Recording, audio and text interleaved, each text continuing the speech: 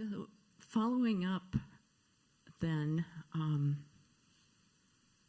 pausing because Scott's conversation with you brought up another deeper part for me. When it comes to taking care of the real world, like my retirement, which is, I'm 63, so I'm aware of retirement. This sounds so funny, but I'll put it into words. I'm not sure how much of my own, I would have called former business sense or self-caretaking to enact. I'm just going to throw numbers out. Let's say I need to make, and I'm just making these numbers up, $100,000 for the next 20 years to fill my coffers, to retire in the United States, where healthcare is not as great as in Britain.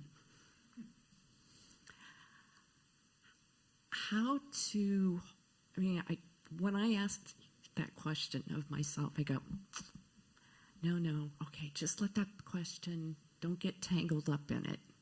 I'll be taken care of. But I'm wondering, how much do I bring the, I'll call it business part of me, the self-protector, since I'm a family of one right now. Do you hear my question? I'm not articulating it the way I want. No, I hear it. Okay. Yes, you will be taken care of, but part of the process of being taken care of is your cooperation with it. So yes, it's valid. It's more than valid. It's necessary to take care of yourself. It's not really self-protection, it's self-care. Protection has a slightly pejorative feel to it. It's caring for yourself. And it's just as it's reasonable to think when you're at home, I'm going to need to cook dinner tonight, and therefore you go shopping in the morning because you're thinking ahead. I'm going to need to eat something later. So now you're just looking a little bit further ahead. You're thinking the next 20 or 30 years I'm going to need to take care of myself, and I'm going to get less and less able to earn a living the older I get. So I want to do a disproportionate amount of earning my living now. And you're smart. You have skills. So it shouldn't be difficult for you to put your intelligence and your skills, your contacts, your training, your experience, put all these together. Add in what you love to do, and then try to do something that uses all those elements of your experience, including hopefully what you love to do, that will provide for you as you get older.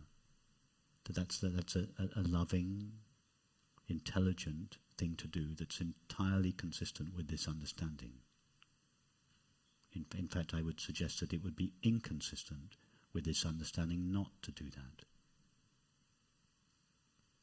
So sometimes, I'm not suggesting this is your case, but sometimes, particularly in spiritual circles, that people kind of frown on anything to do with earning a living or taking care of yourself. Oh, that'll take care of itself. I shouldn't think of things like that. I should just concentrate on my true nature. No, that is an egoic. It's an inverted egoic attitude. It's the ego masquerading as spiritual understanding.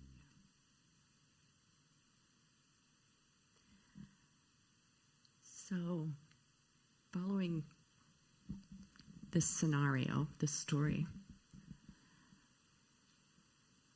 there's this, in the past I've made a lot of money. And I don't live with a way that needs lots of money. And so it's not a goal-driven piece. Actually, it never was. I just was able to do that early on in my career. So following this story, if my sense of unfoldment ahead would include more money, I'm throwing out numbers. They mean nothing. 500,000. I gave you 100,000 as an example. I find myself like, do I just let it go? Follow what I love, listen to the moment? Because when I do live from that moment to moment, being in present moment, as awareness flowing in and as me, all of that doesn't matter. And so my sense of it is just stay in the present moment and don't worry about, well, worry's not it, but should I pay attention to, is it okay to make 500,000? Sure. I think of money as the currency of love. You do what you love, you earn money from it, and you spend it on what you love. So it's just that in our culture, it is the form of currency that enables this flow of love. You have some work that you love to do. You do it and the universe pays you for it. Or then you have $500,000 in your bank, and then you look after yourself nicely for it, and then if there's a surplus, you give it to whoever or whatever it is that you love. You take care of other people. You do a project that brings this understanding out into the world in some form. Don't. Again, it's very common in spiritual circles to think negatively about money for obvious reasons, because money in the hands of the ego, we all know what that looks like. But that's not inherent in money. It's inherent in the ego. We're not talking about the ego here. We're just talking about money. Just think of it as the currency of love. If you have a facility to earn a lot of money with ease, then earn a lot of money, look after yourself nicely, and use the surplus if you don't have dependents. But use the surplus to look after, to either look after people that you love, or to give in some form to anyone that you love. Well, you can love people without knowing them.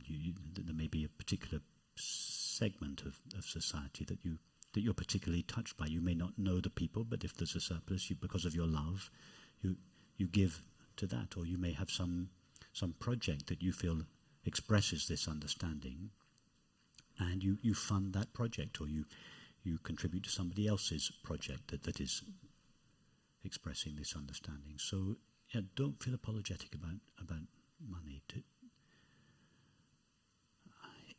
Again, it's a kind of inverted, egoic attitude to money that you often find in spiritual circles, that money is inherently bad. It's not. It's neutral. The question is not whether it's valid to make a lot of money or not. The question is, in whose service do you use that money? If it's used in the service of the ego, then we all know what that looks like. But it's equally possible to use to use abundance, to use money in the service of love and intelligence. And it's a beautiful thing to do if you have the faculty. Some people just find it easy to earn money. They can earn money out of almost anything. They turn anything into money. If you're like that, beautiful. Do it. Look after yourself nicely in your old age, and then use the surplus for, in some ways, sharing this love and understanding. Thank you. I have happy, joyful tears that indicate to me the truth has landed. Yeah. Thank you.